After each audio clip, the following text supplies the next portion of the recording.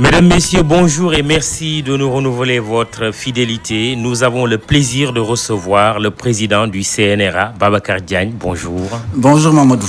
Merci d'avoir accepté notre invitation. Président du Conseil national de régulation de l'audiovisuel, ancien ambassadeur du Sénégal à Banjul, puis à Washington. Journaliste de formation, vous avez occupé les fonctions de directeur de la télévision nationale et de directeur général de la RTS. Aujourd'hui, TGP, très gros plan, est à l'envers. Le zoom est sur vous. Merci en tout cas d'avoir répondu à notre invitation, Babacar Diagne. Le plaisir pour moi, Mamadou. On va commencer, question surprise, ce sera sur la lutte. Parce que il y a un grand combat aujourd'hui. Modulo Balla Gaye 2, un combat qui passionne les Sénégalais. Mais je viens de lire tout à l'heure un coup de gueule d'un journaliste qui a préféré garder l'anonymat, qui dit, à notre avis, il est illégal d'utiliser une chaîne de la TNT avec des procédés cryptés pour commercialiser ce spectacle, pay-per-view. La TNT est un patrimoine national qui ne doit diffuser que des chaînes en clair. Au total, regarder le spectacle de lutte via un canal sur la TNT avec un code acheté à 2500 francs est illégal.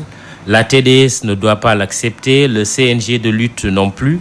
C'est comme si la RTS détenait des droits de diffusion et exigeait des téléspectateurs en contrepartie l'achat d'un code pour décrypter le signal sur un canal réservé qui offre le spectacle. Fin de citation. C'est une question qui peut être adressée aussi au président du CNRA que vous êtes. Et quel est votre avis? Oui, merci. D'abord, c'est très compliqué. Je pense qu'ils n'ont pas encore choisi des chaînes pour diffuser.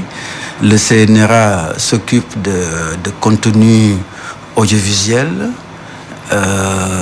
Pour le moment, je pense que le format de diffusion n'est pas arrêté encore. Si j'en juge par ce que j'ai entendu de Gaston Mbengue lui-même et par d'autres. Ouais. Et qui a dit que le combat pourrait être regardé sur la RTS et la TFM en même temps. Il a dit ça? Oui, je viens de voir un article de IGFM disant que oui, qu'une solution pourrait être trouvée consistant à la diffusion du combat sur la RTS et que le canal pourrait être repris, le signal plutôt pourrait être repris par la TFM. J'ai des idées là-dessus, mais il pourrait nous saisir. Comme je dis souvent, le CNRA est un collège. Le président du CNRA, c'est le primus inter pares, mais c'est un collège. Ce qu'il doit faire, c'est nous saisir. Le CNRA n'agit qu'à posteriori, comme vous le savez, et pas a priori. Donc c'est une question intéressante et nous pourrions être saisis, je crois, et l'étudier. Par contre, ça c'est une position individuelle. Moi, puisque j'ai été très longtemps directeur général de la RTS, comme vous le savez, je suis dans des dispositions aujourd'hui de voir le modèle économique de nos radios et de nos télévisions. Tout ce qui peut aider nos radios et nos télévisions à gagner plus d'argent, à faire plus d'argent donc, à faire plus d'équipements et à faire plus d'emplois m'intéresse. Donc je veux dire, c'est une question qu'on étudierait. Moi, je l'étudierais au mieux pour les organes de télé et de radio au Sénégal. On peut concevoir dès lors qu'il puisse y avoir un paiement pour pouvoir accéder à certains événements, à certains programmes, malgré l'avènement de la TNT. C'est la question de fond de ce journaliste c'est la question de fond, qui a gardé l'anonymat. C'est la question de fond et personnellement, je dirais pas non, tout de suite comme ça, bluntly, comme disent les Américains. Mais encore une fois, je voudrais qu'on puisse l'étudier en relation avec l'ARTP, TDS et le CNRA et donner un avis. Avis sur l'écosystème de manière générale, l'audiovisuel sénégalais, beaucoup de quantité, on le dira ainsi, avec une vingtaine de chaînes de télévision aujourd'hui. La qualité est-elle pour autant au rendez-vous? Regarde Babacar Diagne, le professionnel, mais aussi le président du CNRA. Mamadou, je dirais, peut mieux faire. Il y a beaucoup de chaînes. On ne peut pas dire que les contenus sont diversifiés, en dépit du nombre. C'est un paysage également quelque peu difficile. Je crois que tout est à faire ou à refaire. Comme vous le savez, beaucoup de chaînes dont vous avez parlé, dont vous avez entendu parler, n'ont même pas signé de convention. Il n'y a aujourd'hui pratiquement pas de cahier de charges. Et il y a également des problèmes quand on compare au paysage audiovisuel en Europe et en Amérique. Et c'est là qu'il faut aller. Je pense que le Sénégal ne peut pas regarder en arrière.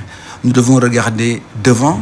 J'ai dit aux gens qui s'offusquaient parce que j'ai dit il faut qu'on aille vers des polls, des sondages, des ratings des télévisions, mais sous l'égide du CNRA. La médiamétrie. La médiamétrie, comme le Maroc l'a fait, l'a commencé, comme en France, ça existe. Parce que tant que chacun se mettra dans son petit coin, aura son institut de sondage, publiera ses résultats, les autres sont en droit de dire non. Mais quand c'est fait sous l'égide du régulateur, on peut tout de suite voir quelles sont les parts de marché. On peut là tirer les différents tarifs publicitaires. Et ce ne sera pas du dumping, ce ne sera pas au pif comme on le fait aujourd'hui. Je crois que le paysage peut évoluer et nous allons... parce que, bon, comme je le dis souvent, le CNRA, c'est pas la politique. La politique, c'est quelques semaines seulement. Et nous avons envie de dépasser très rapidement les quelques semaines de campagne pour prendre ces dossiers à fond, ces enjeux cruciaux pour notre développement, le développement du paysage visuel, et les tackle et les résoudre, Inch'Allah. Et si vous comparez ce paysage audiovisuel sénégalais aujourd'hui au reste de l'Afrique, voire au-delà, vous avez cité des exemples dans les pays occidentaux, vous diriez quoi? Vous donneriez quelle note? Oh là là, une note très élevée, Mamadou. Nous avons un paysage audiovisuel qu'on trouve rarement en Afrique francophone. Et je dois féliciter tous tes confrères, toi-même, tous ceux qui ont mené des luttes dans le passé, et y compris au sein de l'audiovisuel public, parce que les gens aussi doivent savoir cela, peut-être qu'on en parlera. Oui. Beaucoup de gens, quand ils parlent de lutte, d'avancée, oublient qu'au sein de l'audiovisuel également, nous étions là et nous avons joué notre partition. Oui, l'audiovisuel public qui continue d'essuyer des critiques. Comment vous le comprenez? Bon, c'est pas nouveau, mais restons d'abord sur cette question que je termine et puis on va aller là-bas. Je disais que quelqu'un sur un plateau récemment a comparé le Sénégal à la Côte d'Ivoire et a dit oui, il faut que le CNRA regarde sur le Haka de Côte d'Ivoire. Et tout le monde sur le plateau disait oui, mais j'étais choqué, moi. La Côte d'Ivoire termine son processus de libéralisation là, en janvier 2019. Et c'est pas encore fait. Il y a 4 chaînes qui vont payer chacune 350 millions et c'est pas fait. Le Sénégal a achevé sa libéralisation dans les années en 2000, il y a 20 ans. Nous avons 20 chaînes, dont des chaînes privées, vraies chaînes privées, appartenant à des Sénégalais, libres de tirer à boulet rouge sur le gouvernement. Nous parlons de chaînes qui sont à venir dans un paysage où il y a seulement RTI 1, RTI 2, RTI Bouaké. J'ai beaucoup de respect pour eux. Le président Sissa Vané, comme vous le savez, Ibrahim Sissa Vané, qui se réclame même de la famille ici de Tivaouane, l'ancien ministre de la Communication, issu des rangs du RDR, le parti de Ouattara, qui est le régulateur, qui d'ailleurs a fini ses 6 ans depuis au moins 2 ans, qui est resté en place, mais qui partira, selon le président Ouattara, ambassadeur dans un pays africain. Il l'a déjà annoncé. Mais attendez, nous sommes quand même un pays avec plusieurs chaînes de télévision et on fait de la vraie régulation avec des chaînes purement privées, pas des chaînes comme ça qui arrivent et qui sont avec Canal+, avec M6 qui ont des capitaux français. Là, je suis heureux que la Côte d'Ivoire termine ce processus, qu'ils aillent vers des chaînes. On ne peut pas Mamoudou comparer les paysages, c'est pas possible. Donc encore une fois, je m'enorgueillis de ce paysage et je félicite tous ceux qui ont lutté dans cela. Maintenant, pour revenir au public, les critiques contre le public. Oui, vous savez. En disant que la RTS, pour donner un exemple plus concret, continue d'être au service du régime en place et quel que soit le régime. Oui. Je vais te dire. Alors, l'audiovisuel public a une histoire, a une identité, et dans tous les pays du monde, ça a été un problème. Je te rappelle, je ne sais pas si tu as pu parcourir un peu les écrits d'Alain Perfit, qui a été longtemps, comme vous savez, qui a été ministre de la Communication de Gaulle. Alors, il a trahi beaucoup de secrets des conseils des ministres du gouvernement français. Et il rappelle ce que De Gaulle disait. Alors, parlez-moi à la RTF Et il faut nettoyer les écrits d'OGS de RTF. Je m'en fous. Tu convoques les rédacteurs en chef de la radio, de la télé tous les matins et tu n'essaies pas de les convaincre. Tu leur donnes des instructions. La télé, c'est ma télé. Je parle du général de Gaulle, de sa dimension. Et nous sommes en 62-63. C'est donc l'histoire très très récente. Ça veut dire que l'audiovisuel public, certainement, a évolué, continue à évoluer. Ce sera forcément plus lent qu'en presse écrite, forcément plus lent qu'en radio. Mais ça, il faut le comprendre. Oui. Et ces critiques, pour vous, ne sont pas fondées? Elles sont exagérées ou elles sont fondées, elles sont légitimes? Elles sont fondées, il faut les replacer dans le contexte des luttes politiques, des enjeux politiques très forts. Et savoir que ça peut évoluer. Mais regardez, nous, on est parti d'où? On est parti de 20h que l'on ouvrait avec la fédération du chef de l'État, avec la lecture du texte du bureau politique, oui, du parti au pouvoir. Oui. On est parti d'où? On est parti du président qui partait avec 12 minutes de départ, on serre les mains, oui, à l'aéroport. Absolument. Nous avons fait... À l'aller comme au retour. Merci. Oui. Nous avons fait la guerre à ça nous-mêmes.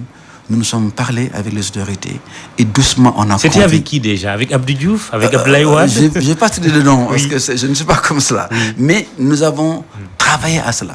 Et nous avons fini par gagner tous ces combats-là. Et le combat de la libéralisation aussi a commencé avec nous. Vous savez que c'était RTS 2S qui a produit 2STV.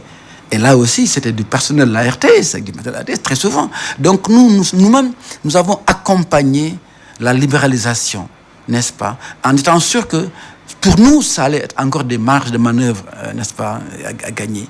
Donc, nous avons fait un travail.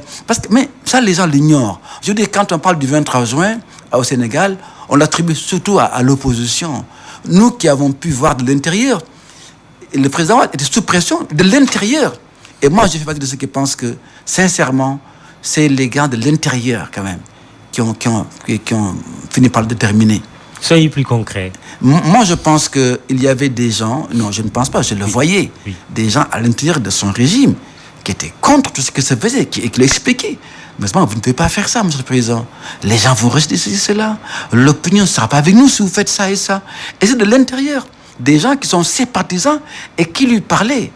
C'est vrai qu'il y avait ce qu'on voyait dehors, le spectacle qu'on voyait dehors avec des opposants et qui ont quand même joué leur rôle. Et je les félicite. Mais de l'intérieur également, il y avait des combats. Ce que je dis, je fais le parallèle avec l'audiovisuel public. Nous avons mené des combats à l'intérieur en y allant doucement, en parlant aux autorités, en étant ferme sur certaines choses, en expliquant.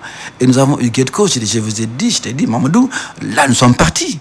Et c'est qu'on va aujourd'hui. Donc, je pense que l'audiovisuel public a évolué avec des combats de l'extérieur, de l'intérieur. Mais encore une fois, ce sera toujours plus lent qu'en presse écrite ou en radio. Babacar Diagne, président du CNRA, invité du jury du dimanche d'e-radio. Vous parliez de Wade tout à l'heure. Restons sur l'homme, l'opposant irréductible au régime socialiste, président de la République après, pendant 12 ans, 26 ans, 27 ans d'opposition. Babacar Diagne, ce retour de Wade en octobre 1999, est-ce qu'il y a des archives sur ce retour de Wade, des archives à la RT? Disons qu'il y a eu pendant très longtemps une cassette tournée. Pendant très longtemps. Parce que, vous savez... Jamais diffusé. Ça aussi, c'est intéressant. Oui. Parce que moi, je suis un peu le loup blanc. Je suis un peu le loup blanc. Donc, quand je suis dans une organisation, quand il y a quelque chose, on parle très souvent de moi. J'étais directeur de la télévision, c'est vrai. Mais il y avait un rédacteur en chef. Il y avait un directeur général de la boîte. Il y avait un ministre. On n'en parlait que de moi. L'arrivée de Wade était très intéressante politiquement et médiatiquement. Et pour nous qui sommes communicants, c'était intéressant. Il avait réussi à chauffer à blanc l'opinion. Vous savez, à l'époque, tout le monde attendait Wade. Et bien sûr, on se posait des questions, nous aussi, dans le public, comment il fallait faire. Il y a une sorte de protocole, enfin, jusqu'à présent d'ailleurs, ça existe. Les départs arrivés sont filmés pour le président de la République, bien entendu, et pour le président de l'Assemblée et pour le Premier ministre. Voilà ce qu'on faisait.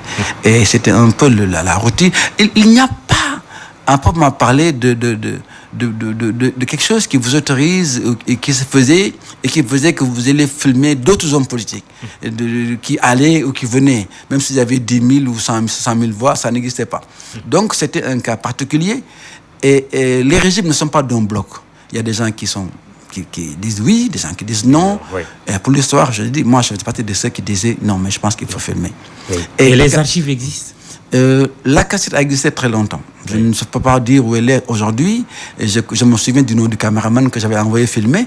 Oui. Alors quand les noms ils ont gagné par rapport à cela, nous avons dit c'est ça, c'est juste peut-être une banale erreur d'appréciation. Mais encore une fois, et même quand on était au pouvoir, je ne suis pas sûr qu'un opposant arrivé à l'aéroport allait être couvert. Je ne sais pas si ça peut se faire. Le retour d'un opposant aujourd'hui de la trempe d'Abdoulaye Wade, qui vient de l'extérieur, qui vient pour participer éventuellement à une élection présidentielle d'une façon ou d'une autre, la RTS devrait-elle le filmer? C'est une question d'appréciation. Oui. Je peux pas te dire ceux qui, avant-gardistes, disent toujours il y a un certain droit à l'information et qu'il faut toujours peut-être filmer. Oui. Dans les traditions de l'audiovisuel public, que ce soit en Afrique ou dans le monde, filmer des arrivées et départs des opposants n'était pas dans les mœurs. Ouais. Je ne sais pas si c'est encore dans les mœurs. Je me pose des questions, franchement. Babacar Diagne, un autre sujet sur lequel vous êtes très attendu, c'est la pré-campagne en vue de l'élection du 24 février qui est ouverte depuis le 4 janvier dernier. Vous n'avez pas manqué de rappeler la loi, notamment le code électoral sur la période de pré-campagne, la période de campagne. Il se trouve justement que certains professionnels des médias et une partie de l'opinion commentent depuis quelques jours ce rappel du CNRA aux restrictions de la loi sur la couverture médiatique de la période de pré-campagne. Que faut-il en comprendre? Mamoudou, laisse-moi te dire que j'étais sidéré, même choqué d'entendre certains vraiment commenter ces interdictions, s'il pouvait les appeler ainsi, la propagande, les publics reportages, vraiment le CNRA qui interdit cela, CNRA d'une autre époque qui dépassait. Mais attention, ne confondons pas législateur et régulateur. Mais c'est la moindre des choses. Ça, c'est la loi électorale. C'est le code électoral. C'est L61. Ça, c'est les résultats d'une lutte au sein de la classe politique. D'après négociations qui vont à l'Assemblée nationale, qui votent un texte de loi.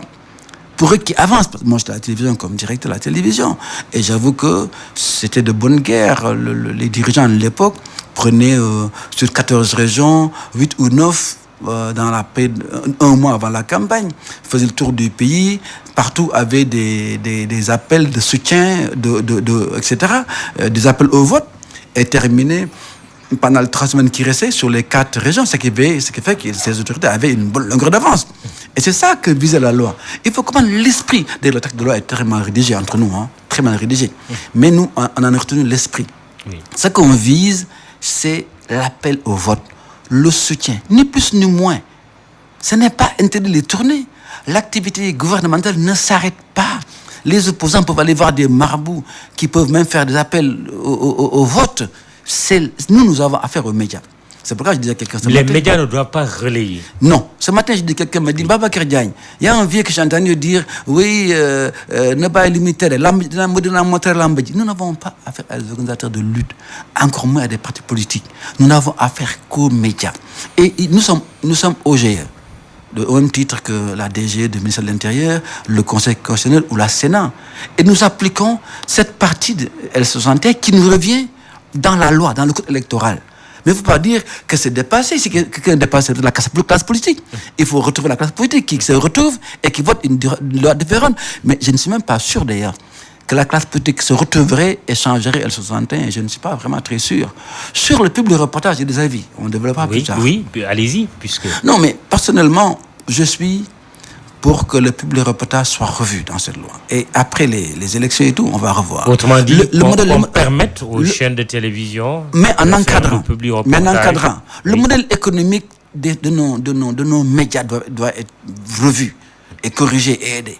Je ne dis pas qu'il faut à volo comme aux États-Unis, de permettre aux gens de prendre leur argent, de dépenser. Encore que là-bas, l'argent vient des électeurs, des soutiens. Concrètement, est-ce que le CNRA va fermer les yeux sur le public reportage en vue de cette élection-là à venir?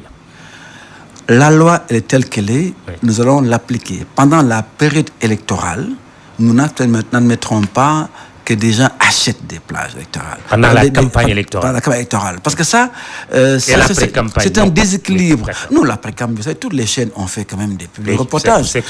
Nous avons dit, c'est personnel. J'ai dit non. Il faut permettre aux gens d'avoir un peu d'argent. Mais pendant la campagne, ce sera interdit et vous allez y veiller. Les 3 semaines, ce sera interdit, nous allons y veiller. J'ai dit, je suis pour, mais il faut que je précise ma pensée, il faut encadrer. En France, c'est 16 millions d'euros. Les candidats peuvent dépenser jusqu'à 16 millions d'euros. Si vous n'avez pas 5%, vous êtes remboursé 800 000 euros. Si vous êtes au premier tour, vous êtes remboursé 8 millions d'euros. Vous êtes au deuxième tour, vous êtes remboursé 10 millions d'euros.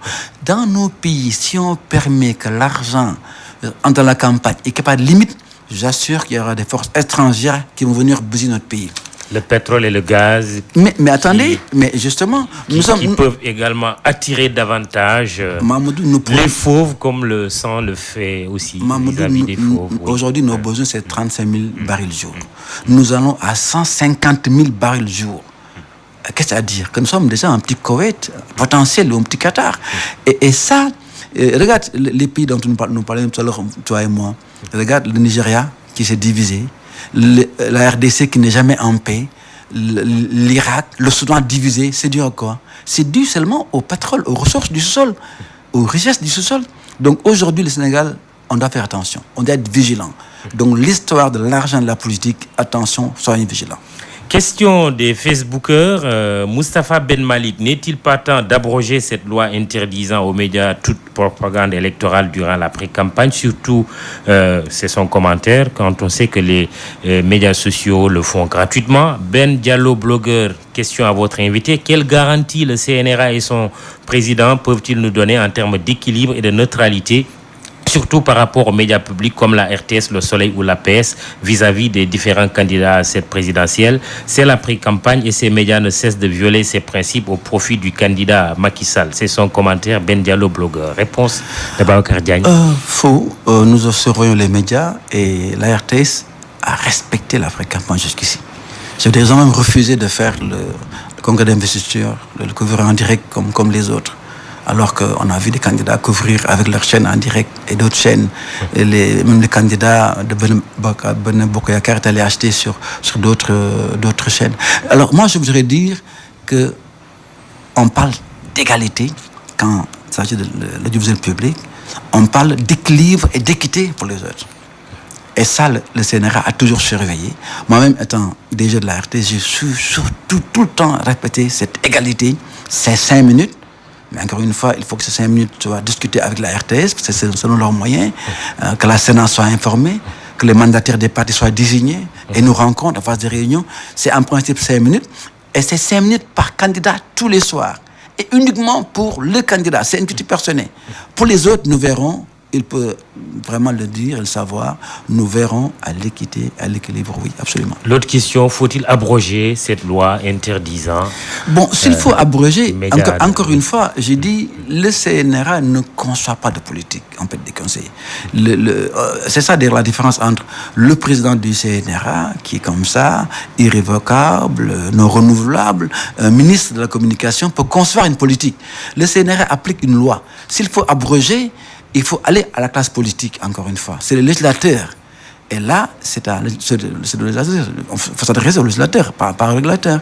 Mais je sais qu'il y a beaucoup d'aspects de cette loi qu'on peut revoir. Et nous, on donnera un avis par rapport, par exemple, au public reportage. Mais je sais que sur tout cela, c'est des consensus forts issus de rencontres entre partis politiques. Le président du CNRA, invité du jury du dimanche, le débat, est-ce qu'on l'aura? Cela dépend des candidats. J'ai donné une formule récemment, j'ai dit que ça dépend des candidats. Et les candidats, c'est comme des lutteurs. L'entourage des lutteurs, vous le connaissez, quand vous voulez opposer Modulo à Guéniaï ou à Yaoudjal, les gens vous diront non. Je pense que le jour où on aura des candidats d'un calibre égal. C'est-à-dire la Côte d'Ivoire a eu la chance d'avoir eu Gbagbo et Ouattara. Ouattara avait tellement grossi et Gbagbo avait stagné et les deux se valaient vraiment. Le débat a eu lieu. Le débat a eu lieu en France très tardivement. Il a eu lieu aux États-Unis et c'était vraiment le boom de la télévision. Moi, en 2012, je combattais pour avoir le débat sans trop y croire. Je voulais un débat entre le président Macky Sall et le président Abdoulaye Wade. Je suis allé au studio à Kinkeliba défendre cela. Oui. Je voulais avoir des gens. Et je pense que nous ferons, nous de la presse et du CNRA, tout pour avoir ce débat. La presse est demandeur aujourd'hui. L'opinion est plus que jamais demandeur. Certains candidats ont donné même leur accord. Est-ce que le CNRA est prêt à aujourd'hui organiser ce débat, à l'encadrer comme cela se fait ailleurs? Nous sommes prêts, nous sommes demandeurs également au CNRA. Mais déjà au premier tour? Il ne faut pas confondre, je ne pense pas que ce soit possible au premier tour. Il faut qu'on ait des élections.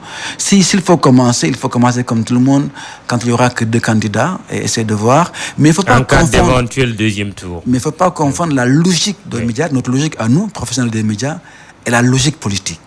Elle est différente. Les politiques ont leur logique et leurs intérêts, et nous aussi, on a des intérêts d'hommes des médias, et c'est souvent différent. Mais au premier tour déjà, ça devrait être faisable. On devrait être autour de 7 candidats pour, en attendant le verdict du Conseil constitutionnel, puisque 20 candidats ont été éliminés sur le critère du parrainage. Il reste aujourd'hui 7. Ça devrait être plus facile. Mamadou, tu es des médias et encore une fois, ta logique est celle des hommes des médias. Oui. Et pourquoi c'est si difficile au Sénégal? C'est difficile parce que je t'ai renvoyé à l'image des lutteurs. Tant que les différents candidats qui se jaugent eux-mêmes et qui sont jaugés par leur entourage n'auront pas l'impression qu'ils ont en face un candidat d'égale importance et que du débat pourrait, n'est-ce pas, jaillir la différence, ils ne feront pas le débat. Tant qu'ils penseront que ils ont suffisamment de voix, qu'ils sont suffisamment en avance, qu'ils ne donneront pas à un autre candidat l'occasion de les faire trébucher dans un débat, ils ne feront pas le débat. Ce n'est pas seulement ici que les débats sont refusés. Hein. Et souvent, c'est le président sortant qui se braque, non, Babacar Diagne? Si on interroge l'histoire. Oui, parce que justement... Pourquoi le président sortant, souvent, refuse le débat? Parce que les entourages, je ne sais pas lui-même, mais les entourages se disent, nous avons tellement d'avance que si on donne l'occasion à ce débatteur de nous faire trébucher dans un débat, il gagne 10 points. On nous donne la chance. Et je vous ai dit que ce qui s'est passé en Côte d'Ivoire, on est arrivé à un moment où c'était vraiment un taille objectif évident de tout le monde. Gbagbo ne pouvait pas dire non au débat. Parce que Ouattara avait grossi, tellement grossi que le débat pouvait faire la différence. Bon, maintenant, il y a d'autres critères qui ont joué. Hein. La Côte d'Ivoire est donc, comme beaucoup de pays africains, avec cette dichotomie nord-sud, cette affaire de religion, c'était très compliqué. En tout cas, le débat est incontournable. Et j'espère que le débat au Sénégal sera très prochainement incontournable. Il sera fait lorsqu'il sera incontournable. Pas avant, vous allez voir. Comment devrait s'organiser un débat? D'abord le regard du régulateur que vous êtes, mais surtout l'expérience du journaliste. Comment généralement un débat sur une élection présidentielle devrait s'organiser? Il y a les méthodes qui sont faites aux États-Unis et en France. D'abord, le régulateur est impliqué, c'est vrai, très souvent, parfois même pas du tout.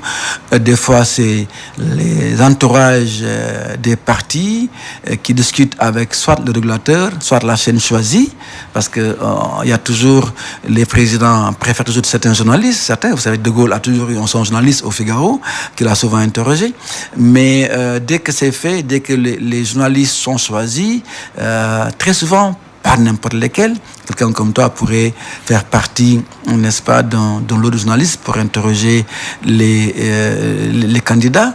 On découpe, on va voir la chaîne. Et la chaîne également présente des particularités. Les différents mandataires des partis ou des candidats viennent visiter la chaîne. Comme vous savez, il y a l'éclairage, il y a le fond. C'est des questions techniques très intéressantes. Moi, j'ai vu des gens qui ont fait des erreurs monumentales en choisissant le mauvais fond, par exemple, pour leur candidat.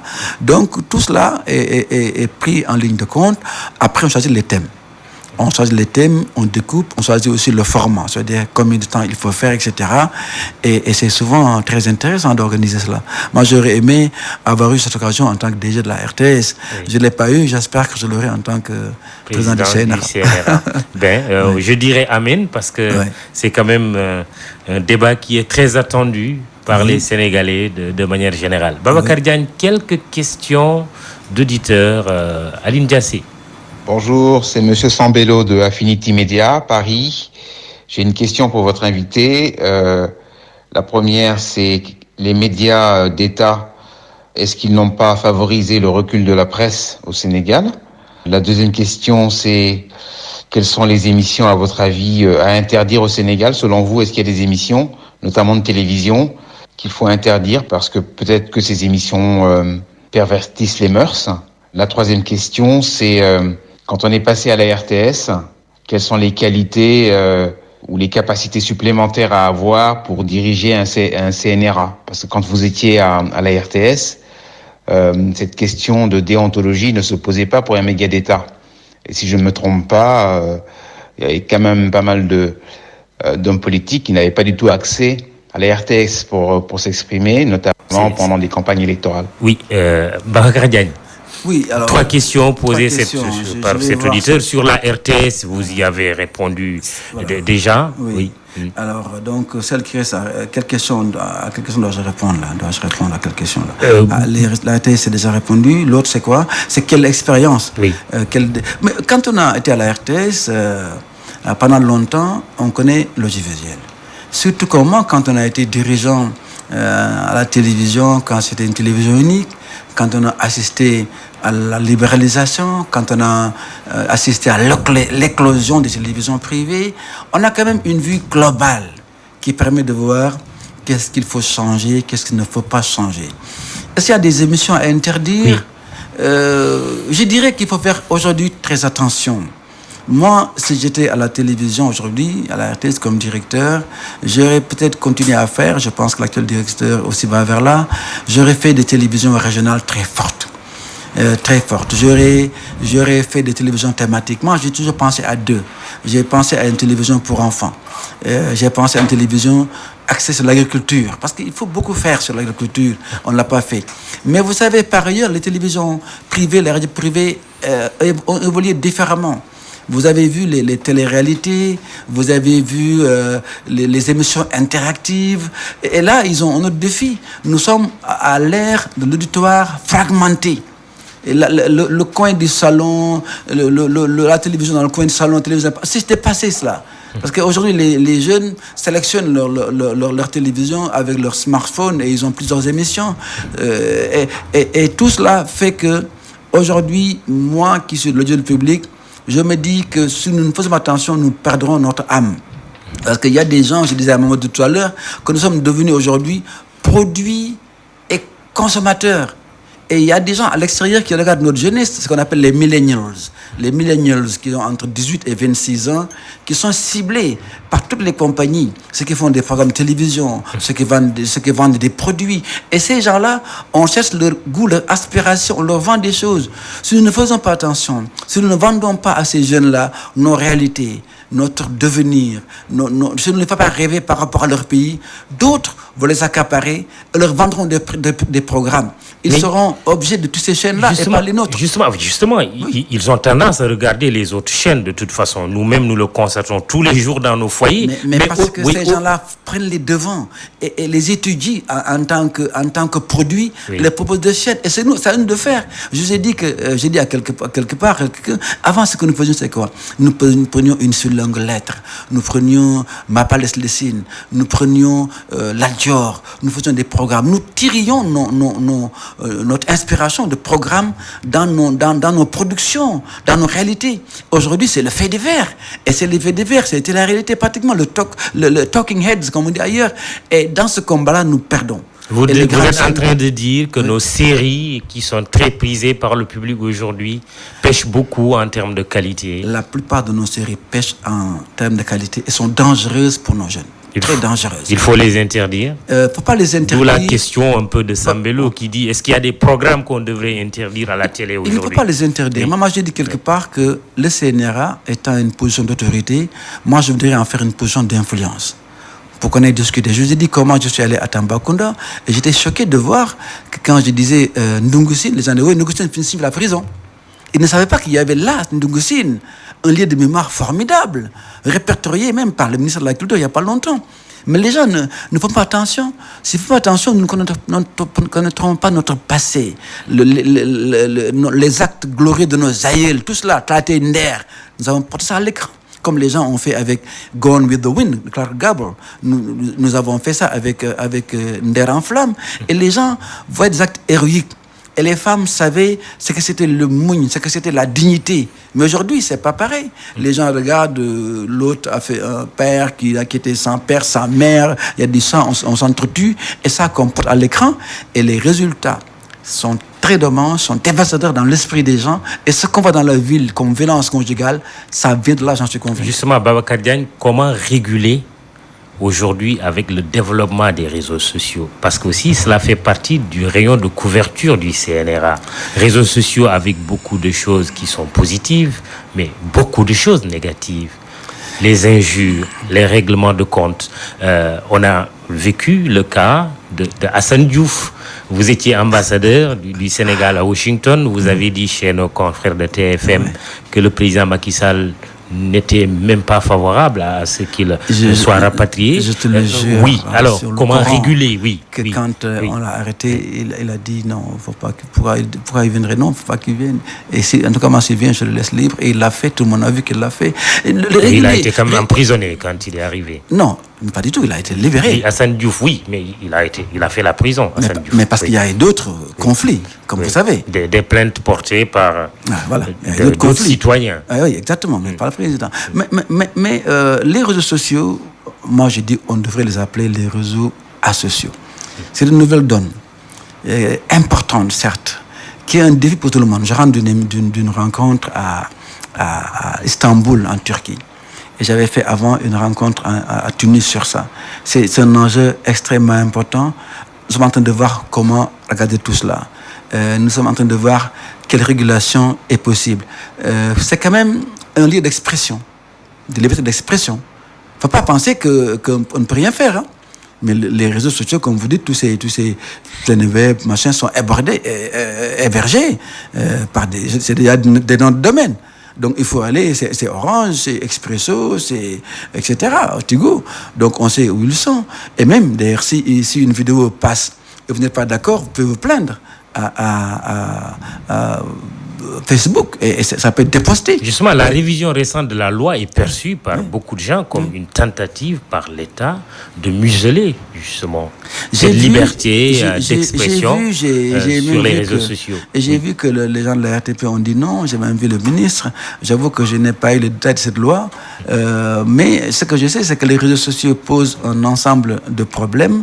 Et en temps de campagne, nous sommes compétents sur tout cela et sur la presse écrite. Et c'est facile parce que nous avons aussi une cybersécurité qui est très performante. Si quelque chose est fait dans les réseaux sociaux, nous ne sommes pas peut-être encore au niveau américain parce que là-bas, ils sont extrêmement vigilants. Je disais que de mon école, l'école des enfants de l'ambassade, j'ai reçu une alerte il n'y a pas longtemps de la directrice de l'école qui dit attention aux parents, nous avons vu un individu dans les réseaux sociaux qui semble être menaçant ou bizarre, nous sommes en train de surveiller, il faut rassurer les parents. Tout ce qui se passe sur les réseaux sociaux est regardé. Encore une fois, quand on a dit Kouboulé Hassan Diouf, nous on rigolait parce qu'on dit mais parce que là-bas les gens sont très vigilants sur ces questions. Malheur à celui qui croit qu'il peut faire n'importe quoi sur les réseaux sociaux. Absolument, Mamadou, absolument. Alors, la TNT, Babacar Diagne, on a parlé récemment de cette affaire Excaf StarTimes. StarTimes, un opérateur chinois qui a l'autorisation d'installer son bouquet qui doit être reçu dans 300 villages au Sénégal, mais vous avez été interpellé sur la question par Excaf, qui pense qu'il y a une concurrence déloyale. Il y a un contrat signé aussi entre l'État et Star Times, il faut le rappeler. Comment cette affaire a évolué et qu'est-ce qu'on peut en retenir aujourd'hui? Bon, elle évolue bien. Vous savez,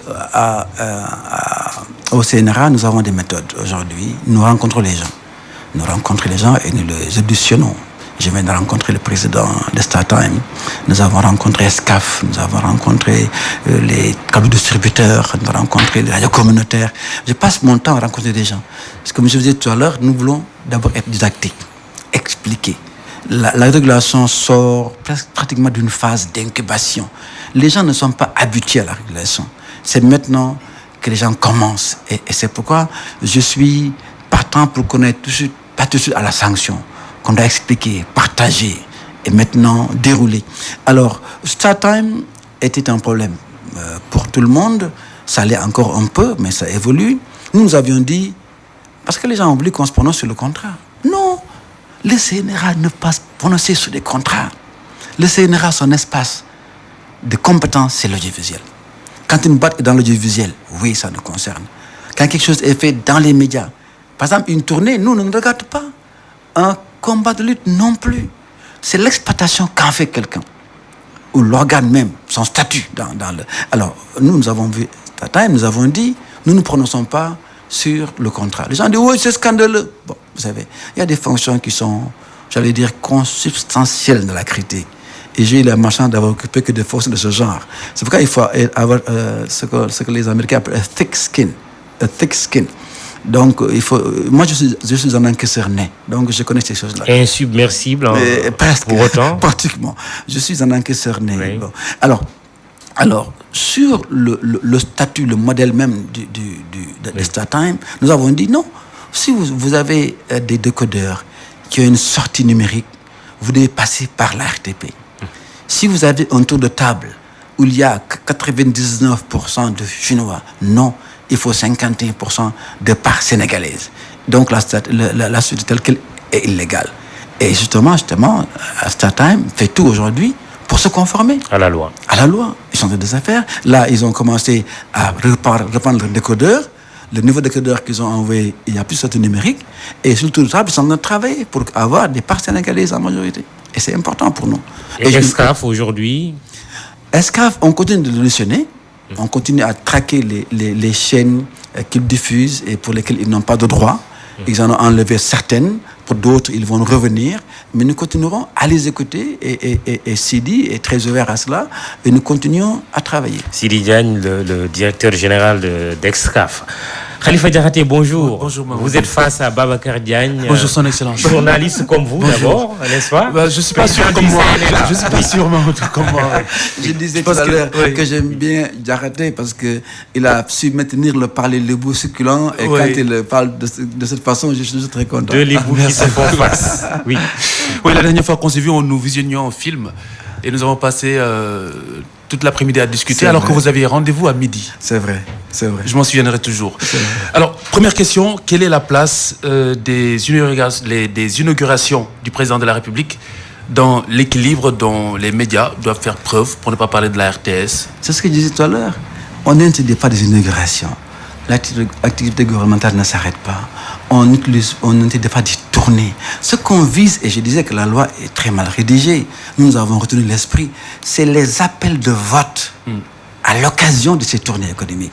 Vous vous souvenez de ce que faisait à l'époque un président et qui avait motivé le combat de Wade? Et c'était ça, c'est le résultat de combat et de consensus fort à notre classe politique. Et quand les gens ont dit, oui, vous, CNRA, pourquoi vous interdisez? Mais non, il ne faut pas... On peut vous opposer que c'est toujours implicite. Oui, non, mais je veux dire, il ne faudrait pas d'abord confondre législateur et régulateur. Nous sommes régulateurs, nous ne sommes pas législateurs. C'est une loi votée à l'Assemblée nationale. Et nous sommes chargés d'en appliquer certains aspects. Oui. Et aujourd'hui, donc, ce qu'on nous dit, c'est ce que nous devons vérifier. Et puis, a posteriori, seulement, une régulation ne se fait pas a posteriori. Oui. Elle se fait a posteriori, pas a priori. Donc, aujourd'hui, s'il y a des appels de vote pendant ces inaugurations. S'il y a des gens qui disent carrément je vote pour un tel ou voter pour un tel, ça c'est interdit. La chaîne qui fera, ça verra. Il faut que ce soit vraiment explicite. Alors, des patrons de presse qui s'engagent en politique et dont les médias servent pour certains de tribune, quelles mesures pour plus de justesse, plus d'équité? Bon, sur l'engagement des patrons de presse en politique, regarde les patrons de presse. Encore une fois, nous, c'est uniquement les médias, l'exploitation, les images. Et quand l'organe sert de tribune, très clairement? Quand l'organe fait des appels de vote dans la pré-campagne ou pendant la campagne, ou bien ça même dans un cadre général? Alors, dans un cadre général, les médias, c'est fait pour que les gens expriment leur point de vue. Encore une fois, là aussi, les gens se trompent. Nous avons dit, parce que la loi est claire, la loi parle de pré-campagne pour les interdictions d'appels de vote. Oui. Mais pas dans la campagne, mais c'est la campagne. Tout à fait. J'ai entendu des gens dire oui. Mais l'équilibre dans ce sens-là? C'est très important. Et nous allons veiller à l'équilibre. Mais alors, pour la presse écrite, parce que pour la RTS, on parle d'égalité. On parle d'équilibre et d'équité seulement pour les médias privés. Très bien. Dès qu'ils soient radio ou télévision, on ne vous demandera pas, par exemple, vous, d'avoir comme la RTS tous les jours le même temps d'antenne pour tout le monde. Mais attention, si vous titrez sur, disons, Abdoul Mbaye, parce qu'il n'est pas là, c'est pourquoi j'en parle, et je le connais très bien, si vous titrez Abdoul Mbaye aujourd'hui, demain, après-demain, et seulement après vous titrez sur Madi Kenya, on vous dira non, c'est pas comme ça. Il faut voir l'équilibre entre les candidats. Mais ça se fera sur 7 jours, sur 8 jours. Parce que nous enregistrons au CNRA. Et nous enregistrons tout. Et toutes les radios sont visionnées. Je vais renforcer les équipes de visionnage d'ailleurs. Toutes vos radios sont là et regardez ce que nous faisons là et regardez là-bas. Très bien. Alors pour ce qui est des débats, vous l'avez abordé avec Mamadou, vous dites qu'on aura le débat quand ce sera incontournable. Alors quels sont les critères qui détermineraient le caractère justement incontournable de ce débat entre candidats? En politique, je suis d'avis, moi, et je suis janvier de la vieille, tout s'arrache, rien n'est donné. Tant que des hommes politiques verront qu'ils peuvent passer sans avoir à faire de débat. Tant qu'ils verront qu'en faisant un débat, ils tendent la perche à un opposant. Mais c'est que la demande est pressante. Et vous dites très clairement qu'on attend que cela soit incontournable. Alors, je veux bien savoir quels sont les critères qui détermineraient cela. Je vais y aller. Je dis, moi je parle quand c'est incontournable au plan sociologique, au plan sociopolitique. En Côte d'Ivoire, on a eu une maturation telle que c'était arrivé. Je n'appellerais ça même pas maturation. Les choses étaient faites de telle sorte que ce débat était incontournable. Alors, à quel moment au Sénégal on dirait là c'est incontournable? Un pays qui s'est fait passer pour un des champions de la démocratie et qui a un retard de ce point de vue. Le jour où un président verra, par ses services, par ses moyens, qu'attention, aujourd'hui, c'est vraiment 98-101 et qu'un débat pourrait l'aider à faire la différence. Il penchera pour un débat. Tant qu'il verra qu'il est, lui, à 100 ou 95% et à 15%, il ne fera pas de débat parce qu'il donnera 10% facilement à quelqu'un, il va trébucher. Je ne dis pas ça parce que c'est ça que le CNRA dit. Non. Moi, je suis pour un débat parce que je suis preneur. Moi, je suis pour un paysage audiovisuel riche, diversifié et vibrant. Mais c'est ça la loi politique. Les gens ne donnent rien en politique. Alors, avec votre permission, je pose une question sans vraiment la poser. Quand vous écrirez vos mémoires, est-ce qu'il y aura quelques lignes consacrées au feedback que vous avez eu du palais, juste après le TGP avec Idrissa Seck? Oui, je ne sais pas si j'écrirai. J'ai parlé toujours tout le temps à mon ami. Vous savez, un diplomate m'a dit récemment, tu sais, les gens ne savent pas que vous êtes le confident de Bruno Diatta. Les gens ne savent pas. C'est Bruno m'adorait. Et chaque fois qu'on voyageait, alors le soir, c'est un homme assez seul, Bruno. Il dit, Babacar, on dit, Babacar, viens. Alors on se mettait dans des coins, on refaisait le monde. On discutait de l'éviction de Colin, qu'est-ce qui a amené ça. On discutait de beaucoup de choses qui ont chamboulé ce pays. Et il me disait tellement de choses et c'était tellement intéressant. Moi, j'ai vécu plusieurs générations. parce que j'ai été ami à beaucoup de gens qui ont une expérience riche. Moi-même, j'en ai eu une riche. Alors, il y en a eu de feedback du palais après cette émission. Difficile d'interviewer un journaliste chevronné. Tu parlais de TGP, il y avait aussi Objection avec Idrissa Seck. Laquelle des émissions? C'est un peu confus, mais du coup, dis-nous, est-ce que c'était plus cette Objection Non, en toute liberté. Il me semble toute liberté que avec Daouda Ndiaye, voilà, avec Idrissa Seck, oui, tout à fait. Je vais vous dire, je retiens de cette émission qu'on a faite Daouda Ndiaye et moi sur la presse Troïka en URSS, notre rencontre avec Boris Yeltsin et nos différentes pérégrinations en Russie. C'est vous dire seulement que je répondrai difficilement à cette question, je donnerai mes mémoires. Alors, dernière question, Mamadou. Les plateformes qui sont des plateformes payantes et qui, aujourd'hui, systématiquement, je ne veux pas en citer, mais du coup, les Sénégalais qui les utilisent les connaissent, qui systématiquement mettent en scène ou légitiment même parfois l'homosexualité. Est-ce que vous avez une prise là-dessus? Vous avez la possibilité d'agir là-dessus? Je pense que ces choses-là sont graves. Chaque fois que nos mœurs, que nos cultures sont agressées, j'ai des problèmes. Vous savez, j'étais ambassadeur et ce n'est pas un secret. Aux États-Unis, c'est des choses qui se font. Une fois, j'ai reçu une délégation forte avec un ancien ambassadeur de 35 ans d'ambassadeur, mais qui était donc homosexuel et qui partageait cela avec des gens. Ils sont venus me dire, au Sénégal, vraiment, il y a des problèmes. Ils étaient au courant des procès qu'on faisait au Sénégal. Ils étaient au courant des détails. Ils savaient même que parmi les gens qui étaient arrêtés homosexuels, il y avait un CDI. Ils étaient en train de voir comment assister la famille, etc. Moi, je leur ai dit, simple. Chez nous, ces questions-là sont des questions extrêmement intimes. Au Sénégal, même un homme et une femme ne se promènent pas en s'embrassant dans les rues. Donc, on ne peut pas permettre à des Le CNRA peut faire quelque chose contre ces plateformes? Oui, sur les contenus, nous allons travailler. J'ai reçu les câbles distributeurs.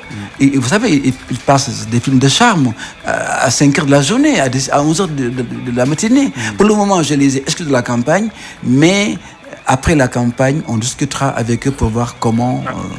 Antoine Diouf est déjà là pour le 12h. Ambassadeur en Gambie, aux États-Unis, Yaya Jammeh, Donald Trump.